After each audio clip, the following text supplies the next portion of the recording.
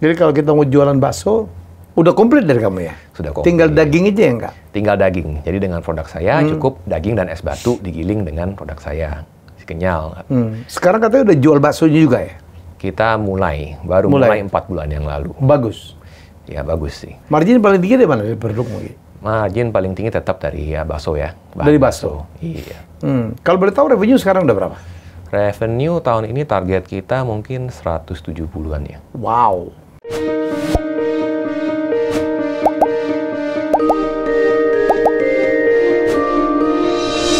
Baik, tamu saya kali ini adalah seorang yang saya harapkan bisa memberikan perspektif atau inspirasi bisnis ya. Seorang anak muda usia 40, Sugi Martin namanya. Perusahaannya kita tanya. Ini dia. Hai, selamat siang Gi. Siang Pak Helmi. Jangan grogi. Grogi, belum pernah podcast soalnya. Belum pernah podcast. Iya. Sharing-sharing dong ilmu bisnisnya. Jadi kalau punya rahasia sukses tuh jangan dipegang sendiri. Iya. Jadi perusahaanmu ini PT Kaya Rasa. PT Karasnu Distribusi Indonesia. Nama produknya yang Kaya Rasa ya? Kaya Rasa nama grupnya. Nama grupnya? Iya, jadi di bawah kita sekarang sekitar 7 perusahaan. Tapi yang utamanya memang Karasnu Distribusi Indonesia. Distribusi KDI? Distribusi KDI, ya. Oke. Jadi main bisnis itu apa sih, Gi?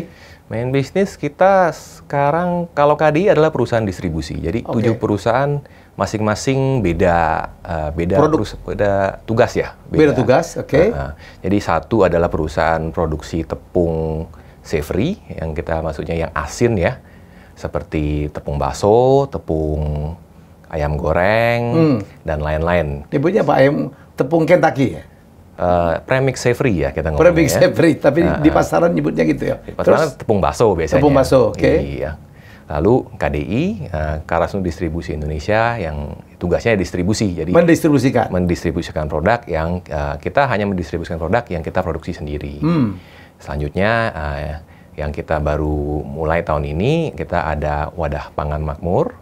Itu perusahaan sweet premixes. Jadi tepung cendol dan juga gula aren, tepung puding, ya seperti itu. Dan ada berapa ya? 4 lagi ya tadi ya. Iya. Ya kita ada perusahaan KPI, itu perusahaan gilingan retail dan produksi bakso. Itu sebenarnya dimulainya dari omong kosong dengan Pak Helmi ya. Waktu di seminar saya diminta buat bisnis plan. Dan ya bisnis plan itu terrealisasi sekarang. Jalan ya. Padahal waktu itu kan cuman latihan berbicara aja. Dan ini perusahaan yang dalam 4 bulan setiap bulannya naik 50% pertumbuhannya. Wow, bagus jadi. Iya, malah di produksi apa aja nih? Produksi bakso, tahu bakso. Baksonya dan tahu. Padahal sebelumnya itu tepungnya. Ya, bahan baku. Jadi sekarang kita mulai nge-branding ke arah bahwa kita ini food ecosystem company. Ya. Kalau bahasa mungkin politikus ya hilirisasi ya. Kita berusaha dari ujung ke ujung ya. Sejak kapan kamu ngerti politik? Sejak banyak bergaul dengan Pak Helmi. Terus apa lagi? Dua lagi, satu lagi. Yang ayam itu di mana ya? Ayam di Kaya Rasa Boga itu F&B kita. Jadi itu ada ayam goreng, kita ada udon, dan ya intinya F&B. Jadi secara jalur bahan baku yang diproduksi di ujung, didistribusikan, ya kan, dijadikan produk yang bisa dimakan dan diarahkan ke konsumen langsung. Nggak bingung punya perusahaan sebanyak itu? Wah, bingung Pak. Tapi ya perjalanan hidup ya. Jujur banget kamu ya. Iya. Biar seru lah. Dan sejak ketemu Pak Helmi menantang dirinya sendiri. Iya. Sejak ketemu Pak Helmi tahun ini ya 5 perusahaan baru itu dimulai ya. Sebelumnya memang kita sudah 17 tahun. Ya memang karena usaha keluarga ya. Kita tidak ada investor. Ini dari ayah ya? Bukan sih, dari saya ya. Oh gitu? Jadi saya generasi 1. Banyak ayah dulu bisnis apa? Ayah dulu sebelum 98 bisnis percetakan. Percetakan ya 98 rusuh. Kerusuhan ya? Kerusuhan ya, keluarga kita boleh dibilang hampir habis semua lah di sini. Dan ya memang kita pindah ke Selandia Baru. Di saat itu hanya Selandia Baru yang membuka pintu, tinggal datang aja, beli tiket aja. Nggak usah visa, nggak usah apa.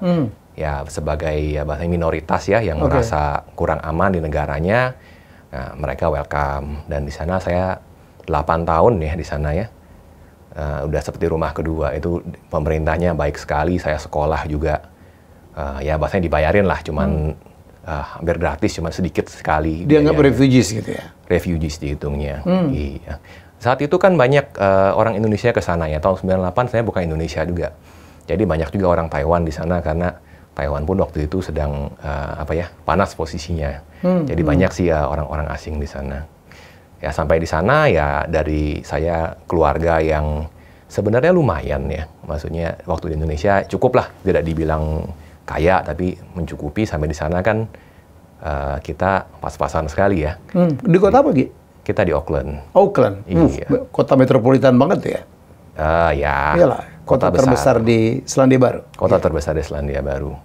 Iya, tapi sampai di sana ya memang gaya hidup kita berubah banget ya. Jadi saya yang ya bahasanya mungkin masih umur 13 di sana ya harus belajar belajar macam-macam lah. Satu belajar budaya, adaptasi, belajar bahasa Inggris. Di sana pun juga anak umur 13-14 mungkin lebih dewasa daripada anak Indonesia ya. Jadi saya umur 14 di situ sudah jadi tukang koran di situ. Iya, jadi setiap minggu dikirim koran dari Wellington? Bukan Wellington, percetakan mungkin ya. Dikirim ke rumah dan brosur. Tugas saya adalah menyisipkan brosur ke setiap koran. Dan gitu bawa segepak jalan keliling taruh di rumah masing-masing gitu ya. Itu cerita zaman dulu. Sekarang udah nggak ada tukang koran ya, semua udah serba digital. Iya, tapi ya itu pengalaman sih. Jarang orang ya ada pengalamannya dari tukang koran ya sampai bisa seperti hari ini ya. Sekolah di sana? Di sana sekolah. Ya, dari sekolah dari ya umur 13 kan sekitar SMP ya. SMP sampai lulus SMA. Terus lanjut kuliah sebentar ya memang tidak selesai di sana ya karena kita sekian lama di sana tidak terkumpul hasilnya ya. Beli DP untuk rumah pun kita nggak kekumpul selama 6 tahun di situ ya. Nah, orang Indonesia tuh sering melihat enak ya tinggal di luar negeri gitu kan ya, di negara orang, tapi ya itu selalu kan rumput tetangga lebih hijau ya. Ya kalau saya merasa sih saya jauh lebih nyaman, jauh lebih happy di Indonesia. Nah, itu setelah 8 tahun, karena memang tidak ada secara finansial tidak ada jalan keluarnya, akhirnya kita kembali ke Indonesia. Seperti itu. Di Indonesia juga kita bingung sebenarnya karena sudah nggak ada apa-apa di sini kan. Habis ya, ditinggal habis? Hampir habis, tinggal dulu apa? Dibakar juga? Sebagian besar disita bank. Disita bank? Disita bank? Disita bank. Nggak ada yang dibakar, nggak ada yang dijarah gitu? Dijarah, tidak ada sih yang dijarah. Jadi masalahnya lebih ke dolar waktu itu ya. Dolar yang naiknya sampai 16.000 ya? Jadi mungkin kesalahan strategi dulu kalau kita mikir ngutang pakai dolar aja bunganya rendah, tiba-tiba dolarnya kali 5, berarti kan cicilan kali 5 ya. Nah di situ mungkin ya tidak kuat untuk membayar cicilan dan memang kehilangan ya aset-aset lah, hampir semua lah. Akhirnya semua aset disita bank? Sisa rumah satu, sisa ruko satu. Sisa ruko satu, yang di Bandengan. Oh di Bandengan? Teluk Gong ya masuknya. Sugi berapa bersaudara? Saya, itu juga pertanyaan susah juga, gampang-gampang susah. Kenapa? Mungkin 3 ya. Mungkin 3. Iya, jadi kalau dari orang tua, ya mungkin saya anak satu-satunya, tapi memang ada kakak tiri dan adik angkat. Kakak tiri dan adik angkat? Iya. Semua waktu itu lari ke Selandia Baru? Ya, satu keluarga. Wow, di sana tuh sesulit apa sih, Ki? Bukannya ditampung, dibantu oleh pemerintah Selandia Baru? Dibantu pemerintah, dibilang susah sih enggak, susah sekali enggak, cuman memang ya kalau di sana kan mungkin lebih equal ya, maksudnya orang kaya tidak ada yang kaya banget, miskin tidak ada yang miskin banget, jadi ya. Padahal dulu kamu anak pemilik pabrik gitu ya? Ya anak lumayan pengusaha. lah. Iya. Tapi ya di situ harus kerja ya, jadi saya juga pengalaman kerja pertama di sana. Ya bule juga galak-galak juga ya, saya kerja di fast food ya, yang sandwich gitu ya, motong sapi kan, cuci WC kan. Kalau budayanya lain, kalau di situ kan karena gaji mahal ya, waktu itu sangat berharga kan. Kalau kita makan 15 menit aja dipotong gaji itu. Makan 15 menit, potong makan gaji? Siang potong 15 menit, potong gaji itu, dihitung. Jadi gajinya kalau 1 jam dulu sekitar $10, ya dipotong 1/4-nya untuk makan siang. Kalau kelebihan 15 menit? Kalau kelebihan 15, iya, datang juga dihitungnya per 15 menit ya. Telat datang itu dari per 15 menit. Gitu ya, gaji tinggi selalu pasti ada ya ada nggak enaknya lah. Tapi mungkin ekspektasi tinggi juga ya. Ya mungkin bos saya memang ekstra galak kali ya. Mungkin nggak semua. Orang Kiwi. Orang Kiwi. Kiwi itu sebutan untuk orang kulit putihnya. Iya. Apa Selandia Baru ya? Iya, orang kulit putih Selandia Baru. Tapi enggak juga. Kalau dibilang Kiwi, semua orang Selandia Baru ngaku Kiwi. Ngaku Kiwi. Jadi seperti teman saya juga orang Bandung, orang apa yang ke sana ya. Mereka sekarang sudah pindah warga negara, mereka ngakunya Kiwi. Kiwi. Kalau orang kulit putih di Selandia Baru, mereka ngomongnya Pakeha. Pakeha. Kalau yang lokalnya yang Maorinya?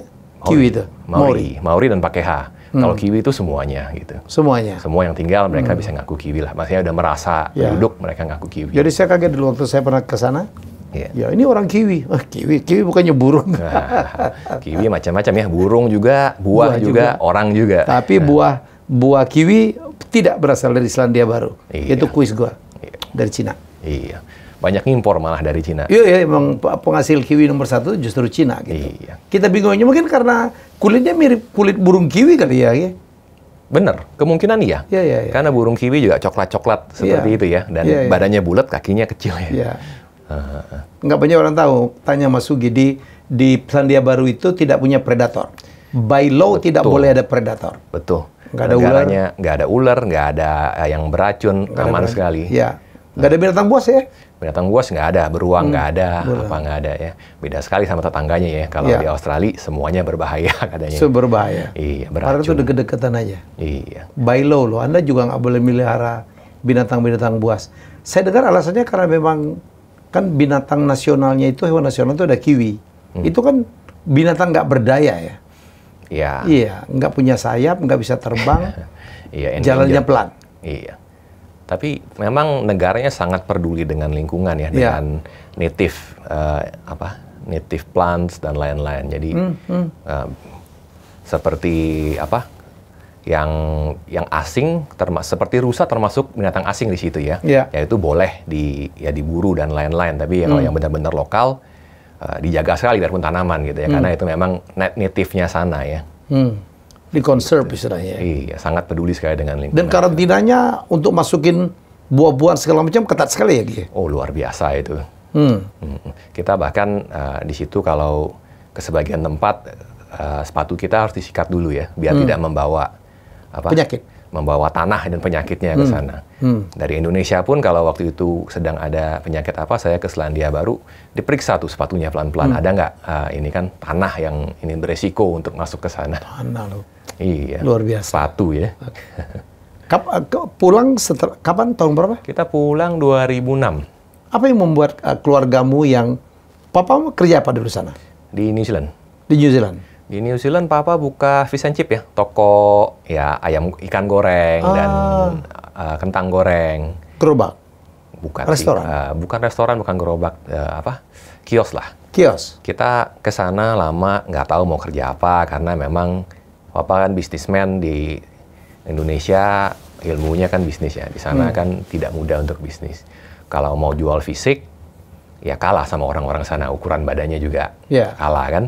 Akhirnya kita pikir mau buka restoran. Restoran kita pikir mau buka apa? Karena restoran Indonesia, orang Indonesia sedikit di situ. Nah, mau buka restoran Chinese food, ya udah banyak. Ya kita mungkin memang selalu mikirnya bisnis dan uang. Jadi yang logikanya itu adalah paling gampang ya buka fish and chip. Dan di mana fish and chip laku itu di Auckland Selatan ya. Auckland Selatan itu mungkin di Auckland dia yang daerah bahayanya lah di situ lah. Daerah menengah ke bawah. Jadi di sebelah kita toko miras, sebelah lagi toko kelontong, kanan kiri pernah dirampok gitu.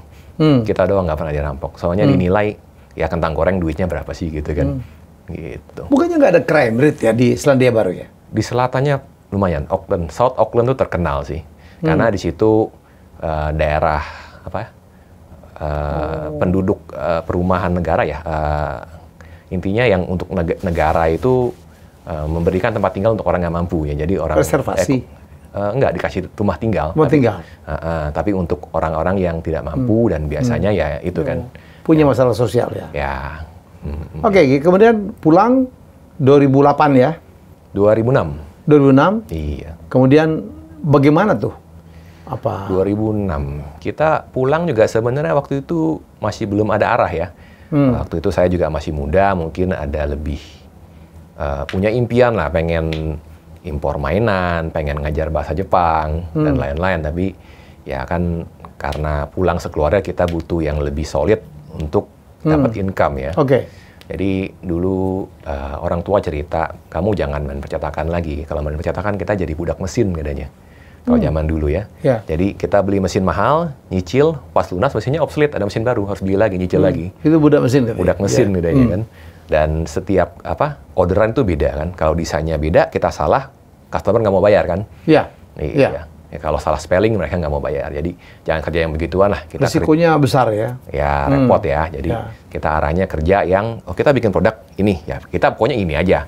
Nah jadi apakah produk ini laku apa enggak itu pasar yang menentukan. Seperti itu. Akhirnya kita bikin saus asam Jawa. Saus asam Jawa. Tamarind paste ya ngomongnya. Asamko waktu itu. Karena dari Selandia Baru itu semua grosirnya, toko-toko Asianya tuh pakai asam Jawanya udah pasta dari Thailand ya. Nah, jadi Indonesia kan belum. Nah, sampai sekarang pun saya rasa nggak ada yang produksi ya. Karena Indonesia pilih asam Jawa asli. Nah, jadi kita waktu itu mencoba untuk produksi ya produk itu. Ya sebenarnya kalau dipikir sekarang kita sih terlalu berani ya. Karena sama sekali tidak ada pengalaman di food. Kita nekat gitu kan. Karena kita merasa yang di Thailand aja produk Thailand laku di sana, di Indonesia pasti laku karena banyak asam Jawa itu banyak dipakai di Indonesia kan. Untuk aku nggak tahu rendang pakai nggak, tapi kan misalnya buat sambal, buat saus asem kan. Cuka pempek itu pakai asam Jawa. Terus? Jadi kita coba produksi, ya sudah keluar, kita waktu itu ada 4-5 macam produk ya, beda ukuran. Dan kita jual tuh, kita mulai jual. Ternyata ya karena kita nggak ada pengalaman, banyak sekali masalah kan. Jadi asam Jawa dan airnya terpisah kan di dalam botol. Yang dalam kemasan saset karena pH-nya terlalu tinggi, jadi meleleh kemasannya dan diretur. Jadi kita coba tuh 1 tahun, ya kita kirim, misalnya kita kirim 100 karton dibalikin 90 gitu kan. Gitu terus? Iya, karena barangnya memang ya ilmunya kita belum sampai lah gitu kan. Mencoba terlalu inovatif ya. Nah, jadi ya seperti itu, akhirnya ya kita memang datang pulang Indonesia dengan sedikit, habis, minus malah. Nah, sampai bingung mau ngapain. Nah, dari saat itu saya coba-coba tuh, ya namanya kan cari duit yang tanpa modal, ya paling kan jual skill ya, saya belajar ngajar bahasa Jepang. Udah gitu, ya apapun dicobalah kita coba. Bikin minuman juga gagal. Akhirnya nah, kita ada salah satu distributor asam kita bilang, ini ada produk yang belum banyak saingan. Kalian kan sudah produksi, mau coba nggak? Kalau kalian coba bikin, saya jualin. Nah, di situ kita riset tuh. Jadi produk itu produk tepung bakso. Tepung bakso itu dunia yang unik sekali ya. Dibanding asam Jawa. Karena asam Jawa kita menjualnya ke supermarket, ke pasar-pasar biasa ya. Seperti itu. Kalau gilingan itu unik karena gilingan itu di satu pasar tidak banyak ya, dan mereka bukanya itu kan pagi ya, karena tukang bakso keliling untuk jualan kan dia harus gilingnya pagi-pagi kan. Nah, karena anak-anak yang ya belanja, anak sekolah dan lain-lain itu sudah beli pagi kan. Jadi mereka tuh jam 12 ya, jam 2 pagi itu sudah mulai buka di pasar. Jadi itu saat itu blue ocean bahasanya ya, niche market. Belum boleh masuk. Waktu itu yang ditawarin apa sih? Yang itu ya, apa pastanya atau tepungnya? Tepung bakso. Untuk mereka campur dengan daging, gilingan daging. Iya, untuk membantu baksonya lebih kenyal. Makanya namanya si kenyal itu. Si kenyal namanya. Sampai sekarang masih ada? Masih ada. Jadi ya begitu ya. Setelah kita asam babak belur sampai ya ngutang orang banyak buat kehidupan sehari-hari, kita tawarkan lagi, kita coba karena sebagian perizinan kita kan ya sama-sama food. Pivotnya lebih gampang ya. Kita coba, kita lihat ke pasar. Waktu itu keluarga cukup shock ya, katanya. Karena mungkin kita cek di Jakarta ya, kita tidak pernah kerja yang sekotor ini. Karena ya gilingan daging untuk pasar bawah kan memang lebih ya kurang higienis ya dibanding mungkin toko-toko lebih keren. Tapi kita sudah kepepet, apa juga dicoba gitu ya. Jadi mungkin itu yang selalu saya kepikir, kata-kata paling ini, the power of kepepet ya. Power of kepepet, Iya, kalau kita udah nggak jalan, apa juga kita coba. Papa juga masih bantuin kerja? Papa bantuin kerja. Di bidang yang sama? Di bidang yang sama. Oke, terus?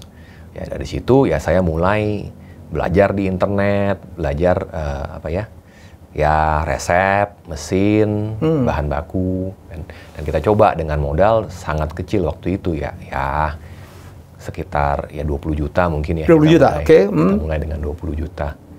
Ya dengan itu karyawan pun waktu itu sudah nggak ada ya. Jadi dari yang asem karena kita sudah kondisinya parah sekali, sudah tidak ada karyawan. Jadi mulai ini semua saya harus sendiri.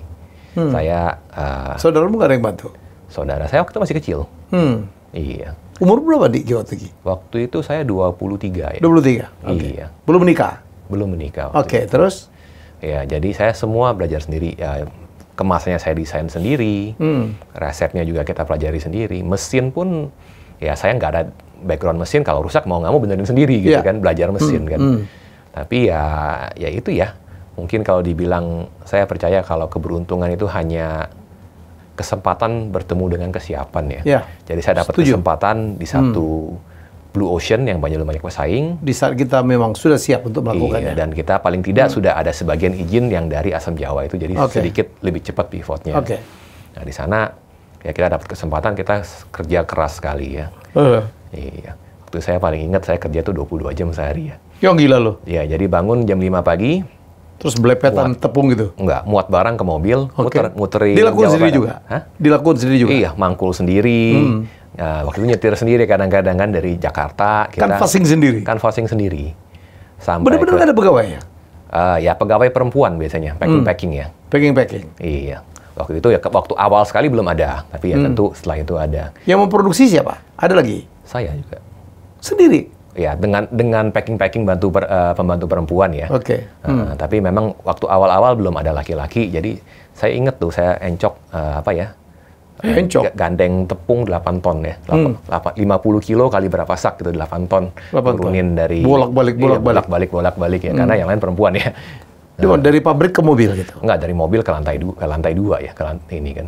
Kan orang kirim barang di depan rumah kan nggak mau masukin kan. Iya. Nah, ya kita bolak-balik seperti itu, ngangkat sendiri. Lantai 2? Encok ya? Lumayan lah, 8 ton, Pak.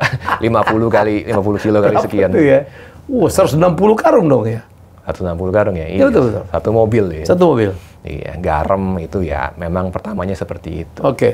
Cuman yang 22 jam itu, saya jam 5 pagi, naik mobil, kita jalan ke Indramayu, Majalengka, Cirebon, Kuningan. Ngedrop tuh, jadi 4 kota saya kelilingin, pakai mobil kan, turunin barang sekian, jalan lagi turunin barang sekian. Tahu-tahu sampai rumah, ya kan muter 4 kota, sampai rumahnya udah jam 3 pagi. 22 jam itu, inget tuh. Jadi mulai dari jam 5 pagi? Sampai jam 3 pagi. Sampai jam 3 pagi, hari berikutnya? Hari berikutnya baru balik ke Jakarta. Pantas badan lu juga kayak ada pernah manggul gitu. Iya. Ya terus? Ya beruntungnya di situ ya, umur 22 masih kuat ya. Kalau sekarang ya belum tentu kan, masih kuat 22 jam kan.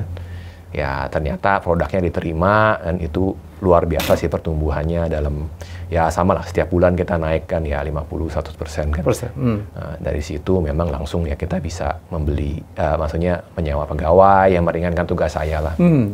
Dan juga beruntung banyak teman-teman mau bantu ya, distributor dan ya yang berjuang bersama lah dengan saya, yang sampai hari ini juga sama kita masih. Oh gitu. Sekarang udah pakai distributor?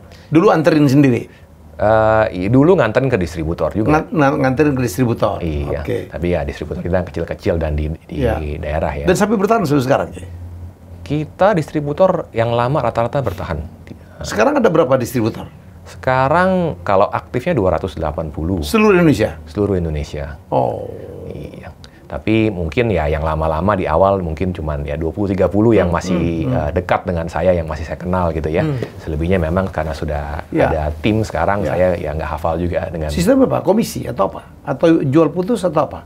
Kagenan? Kalau kita di pasar ya sulit jual putus ya. Semuanya memang ya kita taruh produk, ya kalau laku ya dibayar ya. Konsinyasi sih. Konsinyasi? Ya tergantung daerah lah. Ada daerah yang memang mereka juga mengerti keadaan lah. Kalau kita nyetir 5 jam ngantar ke dia kan ya tentu mereka juga orang pasar ya punya hati juga kan, masa nggak dikasih apa-apa sama sekali, sebagian ya dibayar. Tapi memang kan uang terbatas ya, orang pasar juga kan pasti kan harus dijual dulu baru bisa bayar kan, seperti itu. Itu yang pakai produk apa aja? Si Kenyal itu? Kita merek banyak, tapi memang kita yang paling top Si Kenyal ya? Jayanya dari mulai Si Kenyal. Itu di saset ya? Di saset. Di saset ukuran? Ukuran 32 gram. Itu untuk sekali masak gitu? Kita produknya sebenarnya banyak. Yang 32 gram itu untuk mengenyalkan bakso. Kita juga ada ya kuah baksonya, rasa sapi untuk bakso, dan yang sudah komplit ya, adonan komplit untuk bakso. Nah, kita fokusnya di sana. Jadi kalau kita mau jualan bakso, udah komplit dari kamu ya? Sudah komplit. Tinggal daging aja ya enggak? Tinggal daging. Jadi dengan produk saya cukup daging dan es batu digiling dengan produk saya. Si Kenyal. Sekarang katanya udah jual baksonya juga ya? Kita baru mulai 4 bulan yang lalu. Bagus? Ya bagus sih. Margin tinggi? Margin enggak lah. Margin ya kalau makanan pasar ya secukupnya aja. Margin paling tinggi dari mana dari produkmu? Margin paling tinggi tetap dari ya bakso ya. Dari bakso? Iya. Kalau boleh tahu revenue sekarang udah berapa? Revenue tahun ini target kita mungkin 170-an ya. Wow. Iya. Pemilik kamu sendiri dengan papa? Enggak juga? Pemilik, ya kalau PT kan harus lebih dari satu namanya, tapi sebenarnya ya keluarga semua sih. Iya. Kamu yang ngelit? Iya. Ya aktif cuman saya sih, maksudnya dengan nama Papa Mama, tapi Papa Mama sudah berumur ya, sudah 70-an ya. Iya. Seperti itu sih. Dan kita juga ya sudah cukup lama ya, berarti 18 tahun ya sekarang ya. Iya. Ya itu kita berjuang sendiri ya, sampai saat ini sih belum ada investor ya. Iya. Oh gila, gulung aja ya? Gulung aja. Kamu pikir dari tadi 2008 ya, 2006 ya? 2006. Pulang sekarang 2024 artinya sudah berapa ya? 18 tahun ya? 18 tahun? Iya. Wih, growth-nya udah luar biasa, Ge. Sekarang punya gedung pabrik sendiri di Bogor. Sudah, iya. Ya, kita juga, mungkin kita sangat tradisionalis ya mindset-nya ya. Kalau orang zaman sekarang kan mungkin risk fund dan asset light, seperti itu ya strateginya ya. Ya kita tradisional memang ya tidak ada risk fund dan memang pabrik dan lain-lainnya sudah milik sendiri ya, tidak sewa seperti itu. Ada minjem dari bank juga? Dulu ada, saat ini ya hampir tidak ada sih, sangat kecil ya. Berapa lokasi pabrik? Lokasi pabrik sekarang ya kalau dengan yang Sidoarjo 1, Bogor 1 pabrik besar, tapi kita ada beberapa ya gudang dan kantor di sana ya. Ada satu lagi yang pabrik doang ya? Pabrik berarti yang aktif 2 yang besar ya? Iya. Iya. Wow, jadi walaupun ini kan growth-nya lumayan ya? Kalau saya sebenarnya bilang growth kita konservatif, tapi kebanggaan saya bukan di growth besar ya. Iya. Kebanggaan saya kita 17 tahun tidak pernah tidak growth. Setiap tahun kita naik tangga perlahan-lahan. Ya memang tidak loncat, tapi tidak pernah tidak naik. Ada saingan di bisnis ini? Dulu kan katanya Blue Ocean. Ya, sekarang sudah banyak ya. Di Indonesia mana ada sih produk tidak ada saingan ya. Iya, iya. Jadi memang ya perusahaan-perusahaan internasional pun ada beberapa masuk. Tapi memang di bidang ini agak unik ya. Pangsa pasarnya ada jam kerjanya. Jadi memang hubungan dengan distributor, dengan pasar itu ada nilainya lah. Lebih hubungan kedekatannya memang ada nilainya. Karena kita kan marketnya tukang bakso ya semua. Dan kalau di Indonesia di mana market akhir. Iya. Kamu tuh jualnya apa? Ke pedagang di pasar yang jual ke tukang bakso atau langsung ke tukang baksonya? Ke tukang giling bakso di pasar. Ke tukang giling bakso di pasar? Iya. Ya, tukang giling bakso dimanapun lokasinya pasti orang Jawa ya. Jadi kalau kita misalnya di Jawa sudah diterima, dia akan referensi, oh saya punya saudara giling bakso di, misalkan di Palu, di Manado. Jadinya mereka berasal dari daerah Jawa yang sama ya? Iya. Ya pokoknya tukang bakso ya hampir semua orang Jawa dimanapun mereka jualan bakso ya biasanya. Ya. Memang makanan Jawa sih ya. Memang terkenal sih. Jadi memang hubungannya itu penting. Jadi kita sangat menjaga ya. Karena kalau bagus satu ya direkomendasikan lain, kalau satunya jelek ya mesti kan yang lain juga kan ngutang nih.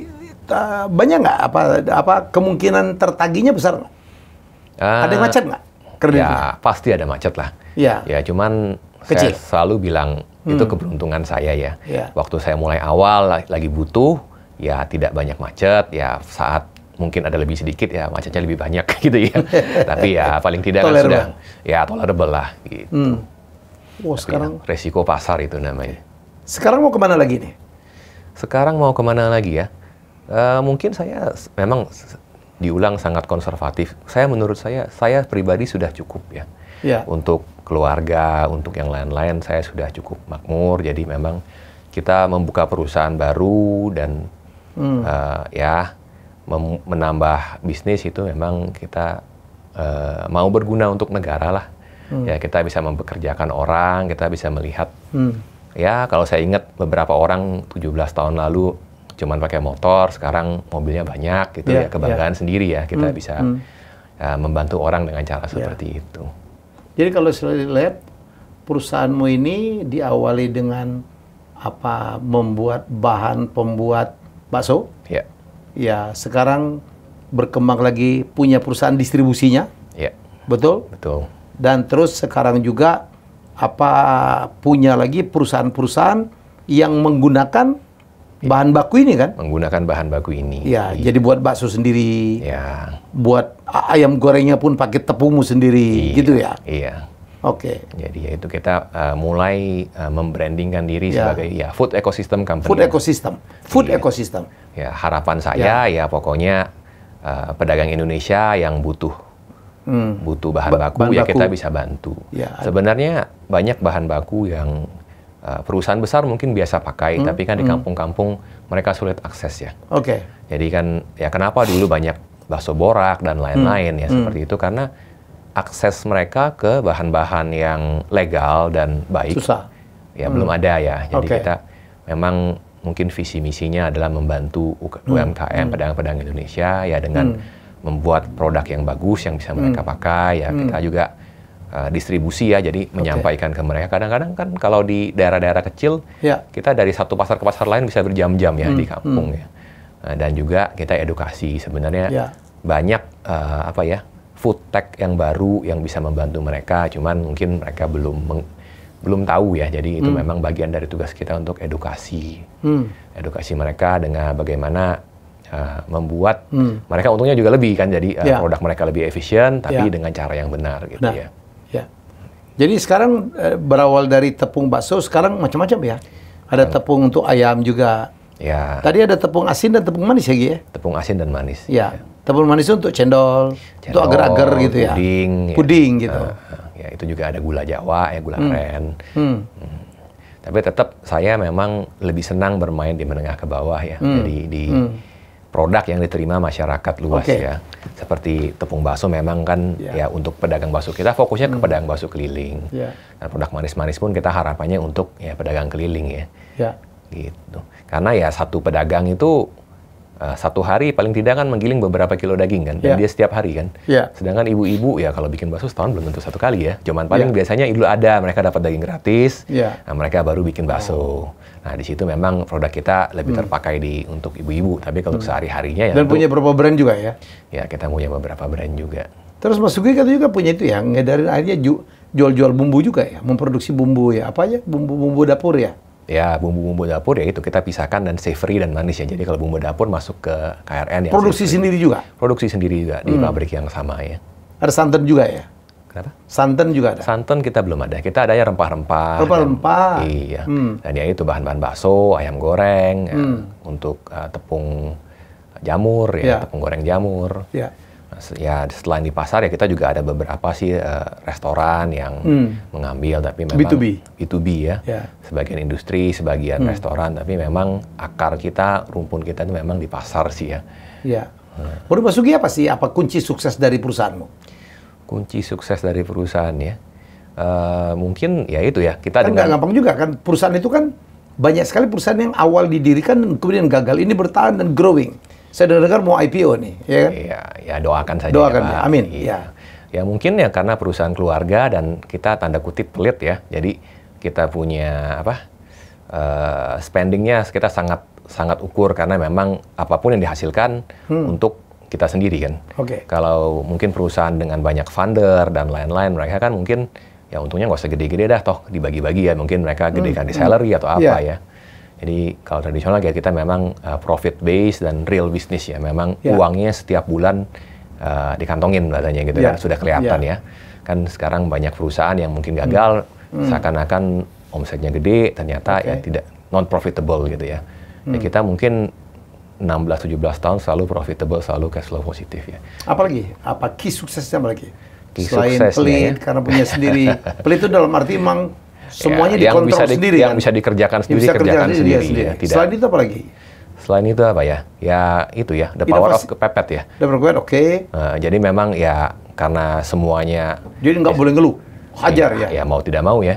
Saya paling cerita lucunya waktu itu saya ke Medan kan, keliling dari Medan ke Pangkalan Brandan ya, itu daerah yang apa ya? Ya di luar kota Medan lah, satu daerah kan. Dan situ saya keliling, jualan, ya makan di sana kan. Ya karena kan daerahnya belum terlalu apa ya? Belum terlalu jadi ya, belum terlalu bangun. Pulang-pulang saya hepatitis. Hepatitis? Karena mungkin minumannya kotor ya, kan di sana kan di tempat daerah kan. Tapi memang waktu itu saya bilang ya, kalau dikasih minum ya saya minum lagi, gitu kan. Namanya ya resikonya bisnis gitu kan. Kalau satu pelanggan menyuguhkan minuman kita tidak minum kan. Tersinggung juga. Iya tersinggung juga ya. Gitu. Tapi ya untung ya semuanya sudah dilewati. Ya sekarang saya sudah tidak perlu keliling, kecuali beberapa memang yang rekan-rekan lama saya masih hargai dan kunjungan. Sekarang memang sudah ada tim yang profesional yang menangani. Apalagi key suksesnya? Hubungan baik dengan para distributor? Iya. Ya, kalau dari kita service ya, banyak tuh kita lucu-lucu ya. Ya kalau dulu kan banyak ada yang bilang toko kita apa? Kita kirim barang waktu nagih, sebelum nagih kita pijitin dulu orangnya. Pijitin dulu orangnya. Oh gitu? Service ya. Ya macam-macam lah. Orang aneh-aneh kan. Intinya kalau orang mungkin di daerah ya, dibikin senang ya mereka mungkin lebih loyal ya. Karena ya zaman juga berbeda sih. Mungkin zaman sekarang sudah berbeda. Zaman saya dulu kan iklan di koran tuh masih ada nilainya ya. Kita bisa ada apa iklan baris dulu ya. Dicari kan rekan dan distributor. Sekarang semuanya online ya. Sudah berbeda dunia. Ya, itu salah satu keberuntungannya ya buat orang yang nggak ngerti digital dulu analognya masih bisa bekerja. Kita banyak baca buku, ikut dulu kan banyak ini ya majalah saji ya. Saji yang apa kan resep makanan ya kita bisa beriklan di sana. Sekarang nggak ada lagi. Sekarang semua online ya. Saya termasuk gaptek sih, biarpun usia segini ya. Distribusi sudah merata seluruh Indonesia? Distribusi sudah merata di Indonesia. Kita ada beberapa ekspor ke Selandia Baru juga, ke Australia, Suriname, sama Singapura ya. Tapi memang produk kita karena unik, fokus di bakso, memang lakunya di diaspora Indonesia aja ya. Karena kan main tetap bakso ya dia? Ya sekitaran bakso lah kita. Bakso dan pendukungnya? Bakso dan pendukungnya. Termasuk bumbunya? Ya bumbu bakso, kuah bakso kan, tepung bakso, ya baksonya sendiri. Oke, keren juga ya. Adakah inovasi menjadi kunci sukses dari perusahaanmu juga? Kayak rasa? Inovasi ya seperti tadi kita tradisional ya. Kalau dibilang inovasi sebenarnya tidak ada ya. Cuman satu kegigihan, ya kita selalu mencoba produk baru dan kita siap gagal. Tapi secara produk ya kita memang produksi, distribusi di pasar. Memang Indonesia banget gitu ya. Tradisional. Human resource menjadi sulit nggak? Human resource ya sulit ya, tapi ya itu bagian dari kerjaan. Kita berusaha lah sebaik mungkin ke rekan-rekan, rekan dan karyawan ya. Saya cukup bangga juga banyak karyawan yang ikut kita belasan tahun. Dan ya tanpa mereka juga nggak ada hari ini saya. Gitu. So, hari gini kan turnovernya tinggi banget ya untuk anak-anak milenial, Gen Z. Karyawanmu di orang-orang tua kah atau ada anak mudanya juga? Perusahaan baru KDI banyak anak muda ya. Kalau turnover tinggi biasanya di sales ya. Di sales? Di sales motoris. Kalau pekerja di manufaktur kita termasuk tahan semua, betah semua ya. Yang di pabrik itu? Iya, di pabrik ya itu. Jarang sekali yang berhenti sih. Iya. Ya harus ada apa ya, kecintaan dan kekeluargaan ya di sini ya. Jadi mungkin fokus usaha saya di saat ini ya bukan omset sebesar-besarnya ya. Berusaha ya menjadi orang baik lah bahasanya ya. Ya mencukupi karyawan sebisanya gitu kan. Dan ya memastikan rekan kita juga ya tercukupi. Karena kan Pak Helmi yang sering diajarkan kan kain kafan nggak ada kantongnya ya. Ada sakunya. Iya. Berbuatlah. Pernah nggak Sugi merasakan titik paling bottom gitu dalam perjalanan bisnismu? Paling bottom sebenarnya sebelum kita menjual tepung bakso ya. Paling bottom ya saat kita memulai asam Jawa itu kan dengan uang seadanya ya sampai benar-benar negatif, hutang orang ya ratusan juta lah waktu itu ya. Iya. Dan ya itu udah nggak tahu mau ngapain ya, itu kalau tidak berhasil ini tepung ya kemungkinan kita mikir ya saya kerja aja deh atau apa aja gitu kan buat memenuhi hidup keluarga ya. Usaha ini tepung bakso juga kita sebenarnya hanya mengharapkan ya udah itu coba aja, yang mana tahu cukup buat makan sehari-hari seperti itu ya. Tapi kan ya sukses mungkin ya tidak bisa ditebak ya. Tentu ya dengan kerja keras dan dukungan keluarga dan teman-teman juga. Gitu. Oke, dan kemudian kalau pengalaman kamu yang merasa kalau yang the highest point yang Sugi dalam arti mungkin dalam kebahagiaan atau pencapaian itu pada poin mana gitu? Atau pada saat peristiwa apa? Peristiwa apa ya? Mungkin di saat saya bisa melunasi hutang-hutang yang tadi ya. Jadi setelah 2 tahun pulang Indonesia kan dan perusahaan asam merugi dan ratusan juta dalam sekitar 1 tahun saya bisa melunasi hutang itu dan itu merasa oh kita sudah ketemu titik baliknya. Itu yang paling penting ya, maksudnya sudah mulai naik gitu kan setelah 2 tahun turun. Terus ke depan mau ngapain lagi nih? Nambah lini bisnis baru? Ya kita akan tetap kita akan berputar di sekitar makanan. Sepertinya memang jodoh kita memang di makanan yang menengah ke bawah ya. Kita tentu akan ya menambah produk ya di savory juga, di manisnya juga dan juga ya distribusi dan bakso-baksoannya. Saya dengar akan dapat kerjasama dari perusahaan raksasa China ya? Oh iya, itu ya berkat Pak Helmi ya, diajak jalan-jalan kemarin ikut ke China. Ya kita baru mencoba sih, diberikan kepercayaan untuk memegang sebagian bahan-bahan minuman dari China untuk dipasarkan di Indonesia. Ya. Dengan market sama ya, dengan market itu kita untuk ke pedagang-pedagang harapannya. Jadi dengan menggunakan jalur distribusi yang Sugi udah jalan kan tinggal naruh barang aja kan ya? Betul ya? Tinggal nambahin, kurang lebih begitu. Nambahin SKU lah istilahnya. Nambahin SKU, iya. Ya, tapi semua tentu butuh proses ya. Iya. Berapa karyawan sekarang? Karyawan sekarang tidak banyak, sekitar 200-an ya. Sekitar 200-an? Iya. Oke. Masih butuh udah tiba saatnya, kemarin kan sombong, wah growing aja, organik ya betul ya? Organik. Ya butuh investor sebenarnya ya bukan kita dalam keadaan butuh ya, cuman ya mungkin kita bisa ada teman berbagi ya kalau ada yang cocok, bisa mengembangkan dan mungkin bisa membantu di masa depan lebih ke sana sih. Jadi kalau lebih dibutuhkan strategic partner ya? Strategic partner lebih daripada bukan cuma ngasih duit Pak? Iya, karena kalau sekarang banyaknya visi mungkin ya. Kalau visi kan ya cuma ngasih uang aja. Ngasih uang, harapannya keluar exit dengan IPO berkali-kali lipat ya. Ya kita belum mengharapkan partner yang seperti itu sih. Lebih kepada yang strategik ya. Yang bisa membantu kita tumbuh bersama lah. Iya, dengan value-value yang sama. Ya. Baik, market ke depan, wah nggak pasti top banget ya. Nggak mungkin berhenti makan bakso ya Gi ya. Iya. Indonesia tuh luar biasa ya. Itu saya 8 tahun di New Zealand. Untuk DP rumahnya tidak bisa ya. Dengan 8 tahun di sini ya udah luar biasa karena udah punya rumah banyak. Penduduk kita itu berapa banyak ya? Kita keempat terbesar di dunia seperti sekarang ya. Dan populasi. Iya, populasi ya. Dan 80% ya kalau nggak salah ya termasuk kelas menengah ke bawah ya. Dan di di kota-kota lain ya. Kita juga agak ironisnya memang tinggal di Jakarta tapi pasar kita sebenarnya tidak terlalu besar di Jakarta ya. Kita memang di Kalimantan, Jawa dan lain-lain ya. Karena Jakarta karena masalah segmentasi ya. Iya, karena Jakarta juga kebanyakan pilihan. Orang Jakarta doyannya makannya krosan, sushi ya. Sushi. Iya, yang makan bakso pun bahkan bakso mahal. Sekarang bakso dorong di Jakarta kan jumlahnya kalah sama dengan daerah lain ya. Karena kalau di daerah pilihan makanan sebenarnya 3 ya. Mie ayam, bakso atau ayam goreng. Nah, itu yang merakyat. Punya tim riset sendiri? Tim riset sendiri? Ada kita sudah ada tim R&D sendiri, tapi sebenarnya passion saya memang di R&D ya. Itu dari dulu saya tertarik sama teknologi makanan. Sekolah apa sih? Sekolah saya bahasa Jepang, nggak nyambung ya. Kenapa juga nggak jual produk Jepang aja ya? Saya ngajar makanya, waktu di kondisi-kondisi susah sempat ngajar Jepang kan, beberapa bulan ya, waktu mencari jalan. Tapi ya namanya jodoh ya. Akhirnya seperti itu, jadi tukang bakso kalau saya ngomong ya. Tukang bakso elit ini. Karyawan tadi berapa ratus? Karyawan 200-an. 200, wow. Iya. Di 9%. Oke, Mas Sugi, terima kasih sudah berbagi. Semoga ini jadi inspirasi. Anda kalau mau tanya-tanya, tanya kemana nih?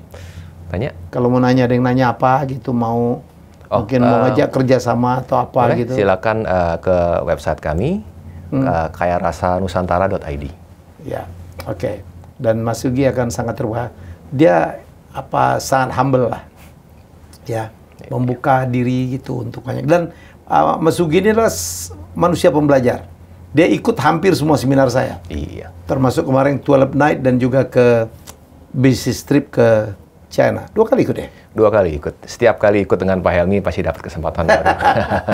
Pak Helmi banyak membuka jalan untuk saya. Karena nanti ke Chongqing lagi dong. Iya, mudah-mudahan ya Pak ya, jalan-jalan lagi kita. Oke, itu dia. Mungkin kita dapat inspirasi banyak ya, bahwa ini hasil kerja keras. Bayangkan dari awal dia bawa karung sendiri, giling sendiri, canvassing sendiri ya, dan sekarang menjadi seperti ini ya, memiliki perusahaan yang omsetnya hampir 200 M setahun, dan saya percaya karena saya ada di belakang beliau akan growing lebih besar lagi ya.